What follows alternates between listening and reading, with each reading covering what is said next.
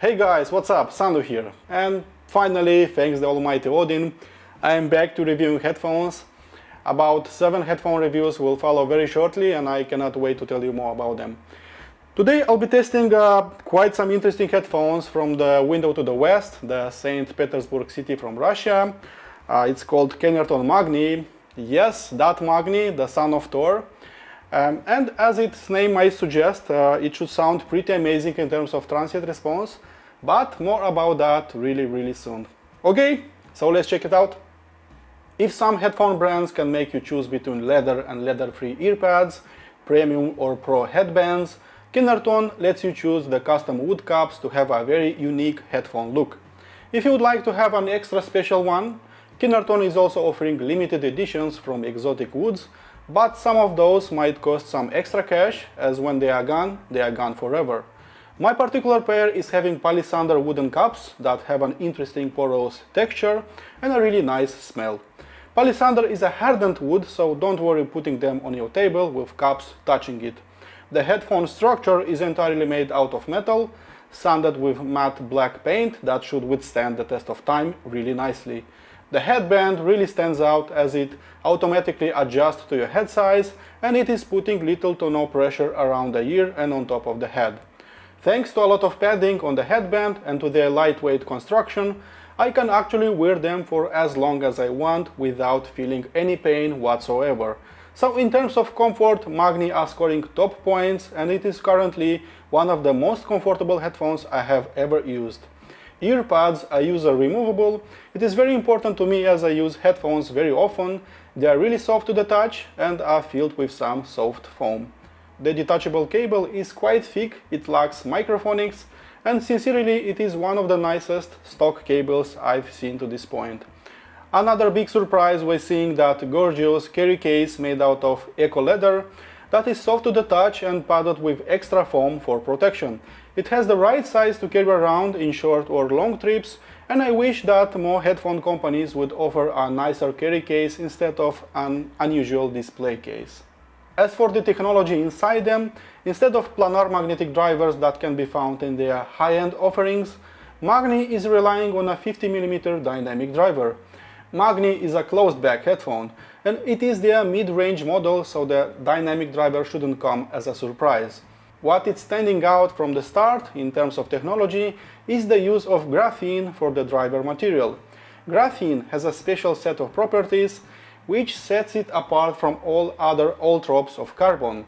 It is about 300 times stronger than steel, but its density is dramatically lower than that of steel, making it extremely hard to damage, but easily to move when applying a magnetic force. As far as I know, Kennerton are one of the first adopters of such drivers, and that is great news as graphene has great potential as laws of physics will never lie. Creating a pure graphene membrane with current technology is time-consuming and very costly with very low yield rates, and as a direct result, Kennerton went with a hybrid membrane made out of mylar that is powder-coated with graphene using a thermal method. Besides a high-performance driver, a powerful magnetic force will be needed to push it back and forth and create a nice impact, increasing the overall speed of the driver. Kennerton used a much bigger magnet structure compared to its competitors to increase the magnetic force that is being applied to the driver. All of these combined should offer a wider dynamic range, a better kick and impact into eardrums, with minimal loss in terms of details and transparency. If you want to learn a bit more about the technology, I strongly recommend checking out my written review that contains a lot more information. Okay guys, I'm ready for some music, so let's pound some eardrums. In terms of sound performance, there isn't a single doubt in my mind that Magne was developed towards an enjoyable experience, was developed towards a fun and musical experience, and not so much for analyzing your music with a big magnifying glass. There is some kind of charm in this one that a lot of dynamic headphones are not having, and it's quite difficult putting my finger on what exactly makes it different. Some might think it's the speed and impact that follows, some might think it's the naturalness, some might think it's the liquidity that is bonding all those notes together, but I think it's all of the above that makes Magne, well, Magne. At first I was reminded that this is still a closed back headphone, thanks to its heftier and really robust bass performance and everything that is tied to bass. So in terms of the lowest registers, Magne offers an impressive fit for the ears, not only in terms of quantity but also in terms of quality. Secondly, I felt a heavier mid-range that was fuller in its tonality and that made all the voices standing out from the rest in a really crowded track. So the spotlights would always be on the mid-tones and on the lows that simply shined brighter than the rest. So treble information was a bit shy at first, rounding a bit the top octave and making everything smooth and easygoing. But I felt that only with a few hours of play, and I've got a feeling that this should improve considerably in the following days. 24 hours later and treble opened up quite a bit, and finally I was able to discern even the smallest details in my usual test tracks. So finally there was a bit of bite up top that would increase the excitement levels, especially when listening to some treble-oriented music.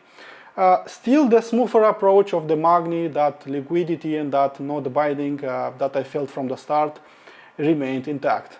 There is something special that I want to mention about the Kennerton Magni. It's incredibly high sensitivity. So Kennerton mentions it at a very high 114 decibels per 1 milliwatt of power, making it one of the easiest to drive desktop headphones that I know of. So it's a combination of multiple factors. The low impedance of 33 ohms played a big role in here, and also probably that thin graphene membrane also left a mark on its sensitivity. So compared to, say, a hi-fi menu area, it's by about 30 dB more efficient, and by about 40 dB more efficient compared to an Odyssey LCD4. That is according to the benchmark HPA4 and to the mini DSP ear system. If you ever tested a Meze 99 Classics or Sennheiser Momentum 2 headphones, then you should know that Magne is only by about 2 dB harder to drive compared to those portable over-ear headphones. So that is a very big deal in my book, since you can drive the Magne to its maximum potential even with low power sources like hi-fi portable music players, and even with smaller DAC and headphone amp units. Even those small dongles like AudioQuest Dragonfly, like Meridian Explorer, Cambridge Audio DAC Magic XS can drive these ones to really loud levels. So I now get it why Kennerton included a really nice carry case with these ones, as basically any headphone jack can drive them to really loud levels, and most of the hi-fi portable music players will drive them to their fullest. One of my favorite things to talk about is actually the transient response, and I'm really glad that Kennerton used this particular name to describe these headphones. It fits them perfectly, as indeed Kennerton Magni will hit you and will pound your ears as the oldest son of Thor. So I'm not sure what is at play here. Maybe that huge magnetic force that Kennerton increased in this one. Maybe that graphene coating simply made the music more articulate and hard-hitting. Maybe the absence of those polycarbonate rings decreased the ringing of the ear cups. Or maybe all of the above made a much bigger role in achieving a really fast transient response that accelerates dynamics almost instantly. I've said it before and I will say it again, that all cars can go slow, but not all of them can go really fast, accelerate and decelerate on an instant.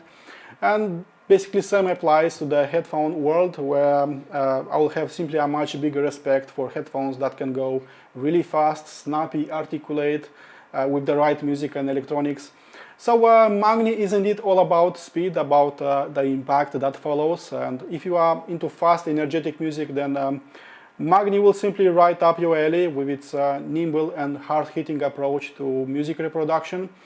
I also want to point out that if you are into slow and mellow music, then sure enough, Magne will slow down its speed, will lower its pace, will add that bit of refinement for a relaxing listen. And the more I listen to Magne, the more I'm realizing that this is actually among the most fun headphones I've had in a very long time. So it reminds me quite a lot about the Quad Era 1 that also has this hard-hitting nature and fun nature. I almost want to call it a sister headphone to that one. In terms of soundstage and depth, I started listening to the newest album, How Do You Want to Live by Long Distance Calling, that was released actually this month. And knowing all their past work, I knew that this one should be pretty amazing with headphones in terms of soundstage size and depth. And even from the first song called Curiosity Part 1, I felt a really nice pinpoint location of all the notes around the listener. I think this record is only okay with loudspeakers, but it's much better with headphones, in my opinion. Even the heart beatings that can be felt in this song felt simply more visceral. The thump is really something else with headphones. I almost wanted to lower the volume because of the hard-hitting nature of the Magni. And switch to some cozy jazz recorded in some small venues or maybe in a small recording studio. And you'll be thrown on stage with the band that will play only for you. So Magni can sound upfront and personal with some particular music, but it also knows how to expand the stage and decompress it at a much larger scale. So when I'm switching back to my open back headphones, I feel that more air is rushing in. But I still think that in terms of depth and how deep a note could fly, Magne is still up there with open back headphones, which is kind of impressive if you ask me.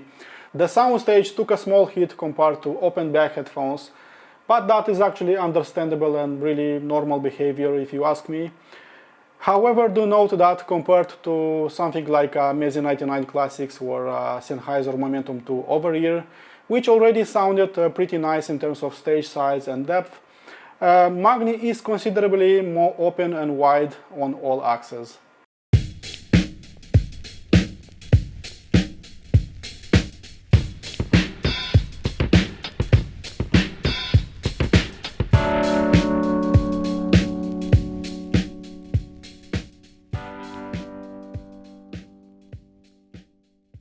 As for details and transparency, I will simply say that Magne is a detailed sounding headphone, so it easily plays in the same ballpark with the most headphones in the $1,000 price bracket.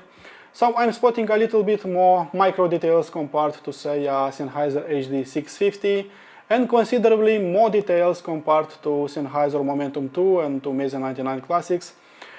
With all that said, do note that Magne doesn't want to make your music like a big magnifying glass and simply lets you choose. So do you want to relax and be part of your music, or do you want to analyze your music with your eyes closed? So it's really up to the listener. As for the frequency response, I will first start with the bass. And as I said it before, Magne has a slightly boosted low end that is really outlined and will call for your attention quite a lot more on this region. So one of the nicest things to say about the Magne is that that graphene-coated driver starts moving even before 20 Hz. So if you love sub-bass, Magne has tons of information in that region. Thanks to its fast response time and to its speedy presentation, bass actually sounds really tight, fast, and doesn't linger way too long, how an old subwoofer would do. Mid-bass is a bit boosted compared to the low end and makes its appearance a bit more. So if you like to rock out and headbang with your tunes, Magne got that in spades with its full-bodied and fun approach to music playback. I consider myself a mid-range addict, and if this region is not rendered perfectly, everything will simply sound lifeless, soulless, boring, thin, and so on. Luckily, Magne is anything like that. It has quite a bold and thick mid-range. I don't consider it overdone. It's really about on the same level with the low and mid-bass.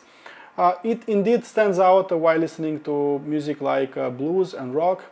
And when mid-range is done right, I can attribute words as genre master to some audio equipment. And Magne really would be not far away from that short description. I am into all kinds of stuff, from slow and mellow music to fast tunes. And I do feel that Magne played everything in an engaging way, in a very natural manner, awakening some really nice dynamics as well. Right off from the start, I felt a small decrease in treble intensity in the most sensitive part of our hearing. Somewhere at around 6 kHz, it was less piercing and toned down. So it was enough to notice a complete lack of brightness. I want to add that treble is not smeared, is not muddy or less clean sounding as the rest of the spectrum. It's clean, articulate, and it has a really nice natural texture all over it. Only its intensity and its sound pressure level were tamed a bit to obtain a more relaxing, easygoing nature. So Magne offered a non-aggressive and a lifelike treble response that is very close to that of the Odyssey LCD4, which is currently my favorite headphone. The upper frequencies seem to have a gentle roll-off as well, somehow making even bright recordings very manageable. So if your acoustic chain is a bit hotter sounding up top, Magne could solve that issue without any changes to your hardware setup. I also measured their performance using a mini DSP ear system, so I'll briefly show you their raw frequency response, which shows an amazing driver matching. Their total harmonic distortion is quite low considering it's a closed back dynamic headphone. Another statement measurement is the spectral decay. Magne simply obliterated the spectral decay of another two handcrafted headphones. Both the waterfall and the spectral decay readings are showing minimal ringing of the ear cups, which is difficult to obtain in a closed back design.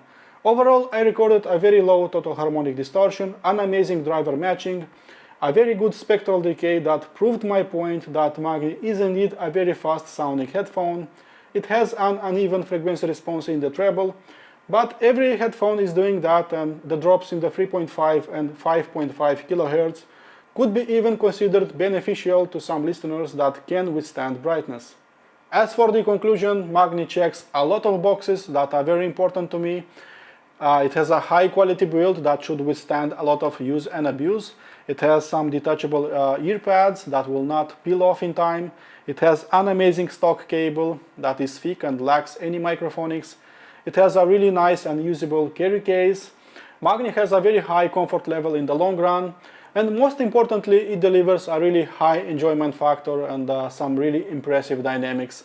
So it will not challenge the most detailed sounding headphones or the best measuring headphones, but it will surely challenge the most fun sounding headphones that I had the pleasure of testing. Now, considering that this is a closed back design with very few flaws to mention, I'm very glad to recommend Kennerton Magni as an outstanding pair of headphones that will forever change the way I'm looking at closed back designs. The best part, it costs only 690 euros, which I consider a really good value. Okay guys, I hope you enjoyed my review. My full in-depth review is waiting on my website. In case you want to support the channel, please subscribe to it, and thank you for doing that. And as usual, listen to more music, be positive, and I'll see you next time. Cheers guys, bye bye.